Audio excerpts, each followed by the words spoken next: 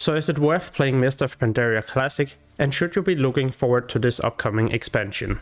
Well, first off, many content creators usually hypes up an upcoming expansion, even though it might not end up being that good.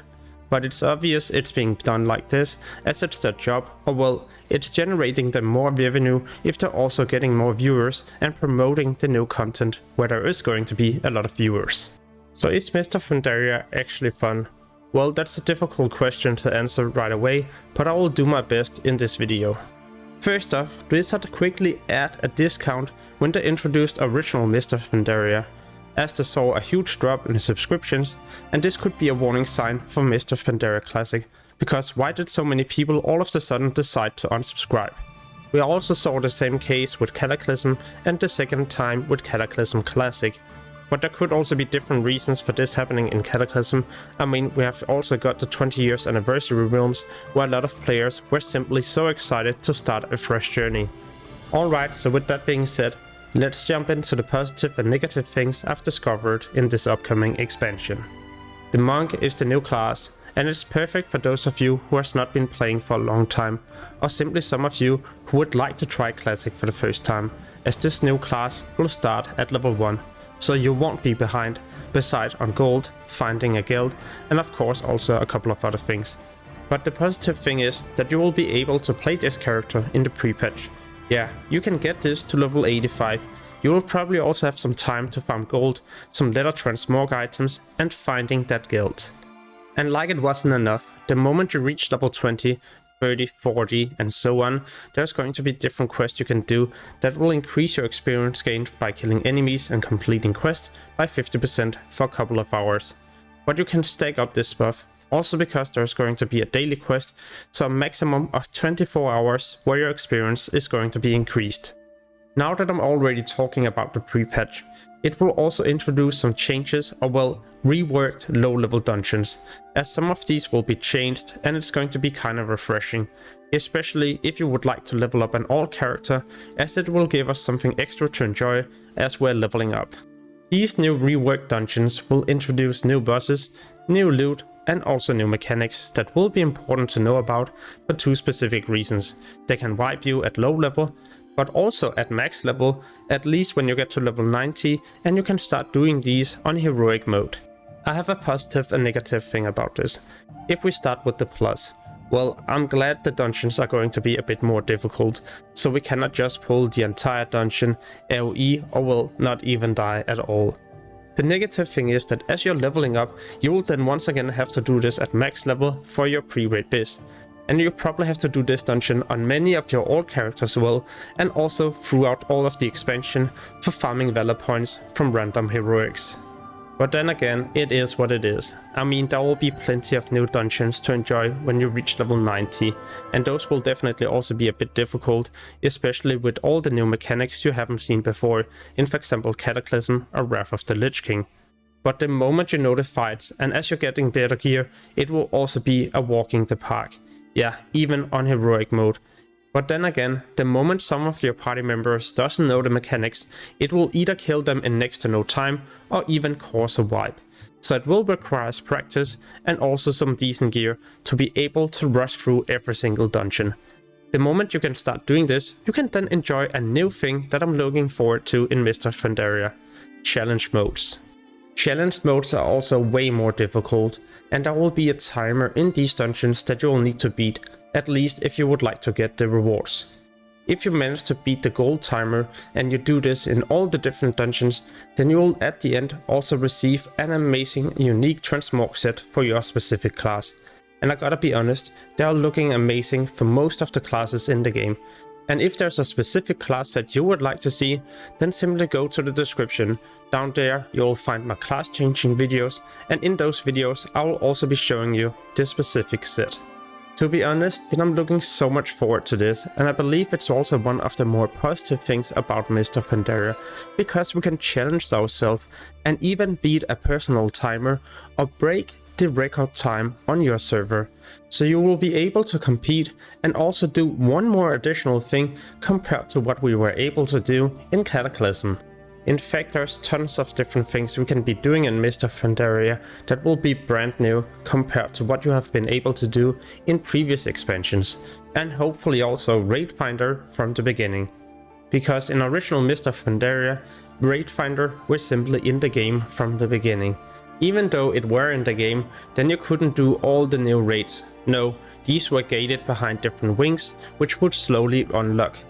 But as more wings unlocked, it was also such a great way to gear up a fresh level 90 alt character.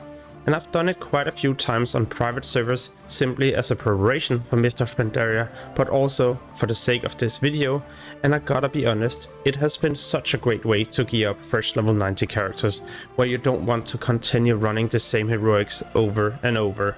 But even though the first couple of wings will be pretty chill, then as more unlocks and also new raids, then the difficulty will be increased and people can't all of a sudden just AFK or for example not know some of the mechanics. It could actually wipe you. What about normal and heroic raiding? Normal mode will also be pretty chill, at least all the first couple of bosses, until you get to either the last or the second last in each raid. Those will require a lot more skills. And heroic raiding, well, this will definitely require a decent team.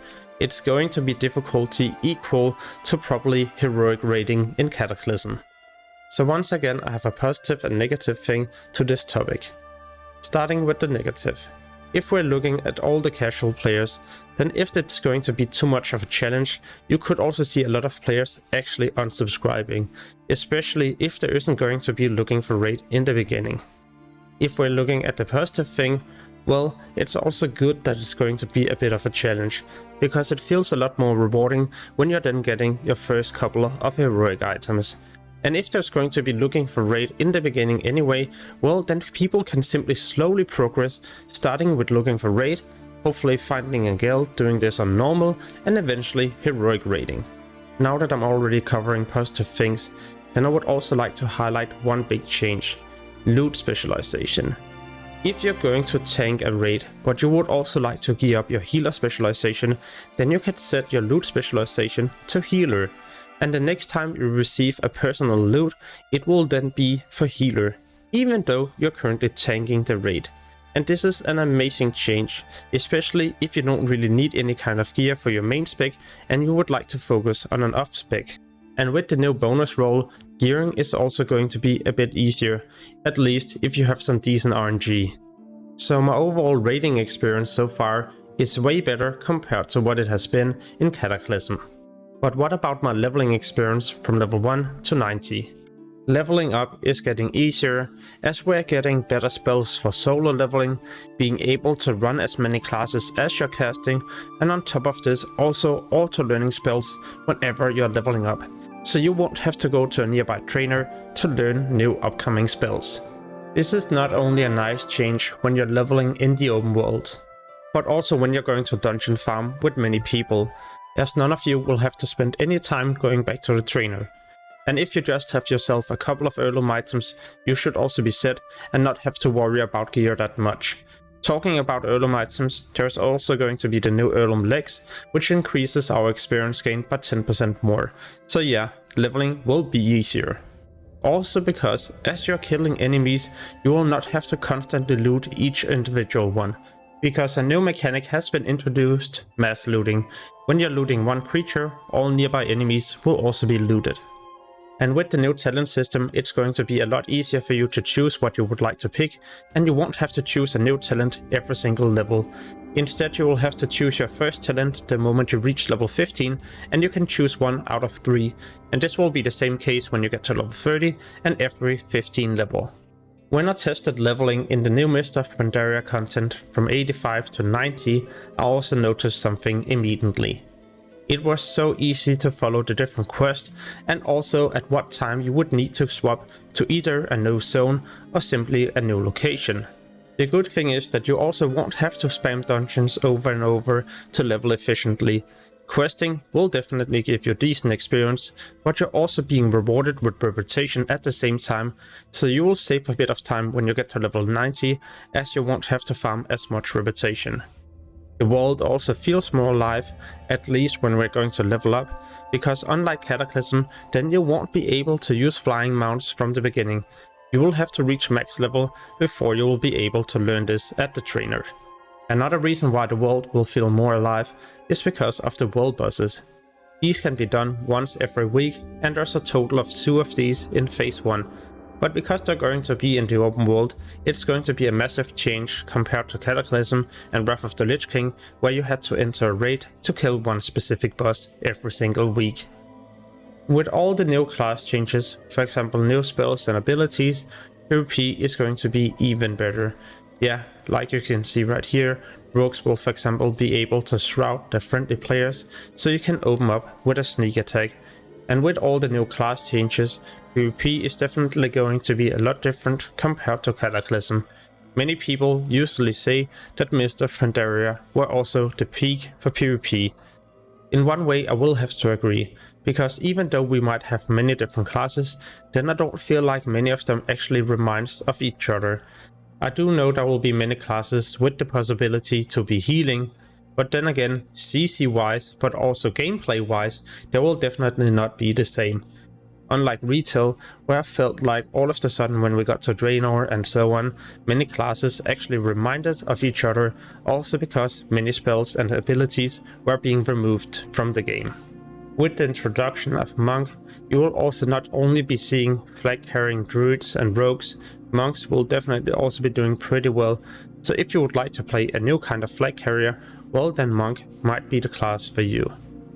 We're also getting new battlegrounds and a new arena, and of course also the new glider as an engineer. This is going to be so fun to use in the open world, especially if you have just killed someone or if you need to get away immediately to avoid getting killed. Now there's also one more thing you can chase for in arenas. By getting to 2200 rating, you can now get yourself an illusion, and this can also be applied to your ranged weapons. Yeah, something you have not seen before in previous expansions. And to be honest, these new illusions or well enchants look so badass in the game. So what's not to like? If you like to PvP, well then there's going to be new things you can chase for. If you like to PvE, you can challenge yourself in all the new dungeons and hopefully also do them on gold mode and eventually unlock your new transmog set. And if you overall just like to play Pokemon, well then you can enjoy the new pet battle system, where you can level up your characters and also level up your pets and challenge other players to a duel. One of the last things I would like to highlight is that when you get to max level, there's also going to be a new quest chain, no matter your specialization. A quest chain that will eventually unlock different legendary things, for example unlocking a new circuit, legendary gems, and also at some point at the end of the expansion the legendary cloak. It will of course be a rather long quest chain where you will also need to spend a lot of time to complete these, but then again it will give us one more thing to be doing no matter what class you would like to play in this upcoming expansion. So what is my honest opinion about Mists of Pandaria? Well, one big advice, if you're going to level up, I would highly recommend you not to be dungeon leveling, because when you get to 90 you will have to do them on normal, heroic mode and maybe even challenge mode as well. And this is just considering you have one character you will need to gear up. If you then have all characters, you will need to repeat this over and over, and you will also need to farm reputation on all your different characters, as this is not shared between your account. So if Blizzard decides not to introduce new changes to make it easier for you to gear up, and if they're also going to remove looking for raid, well then it's simply going to be so time consuming to have all characters, and as a casual player I would then recommend you just to focus on one character.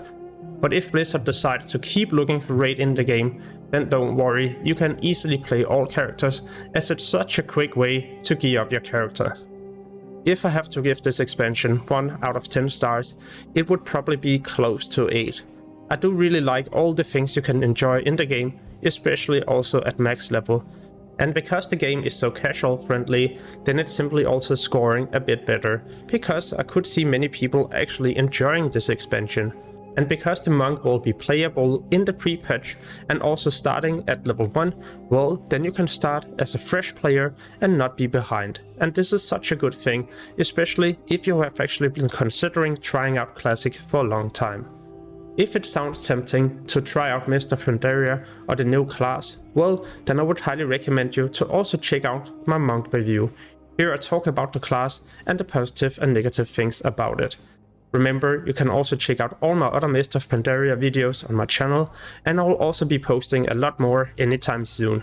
So make sure to subscribe and hit the notification bell to get notified when I post these. As always, thank you so much for watching and have an amazing day. Peace.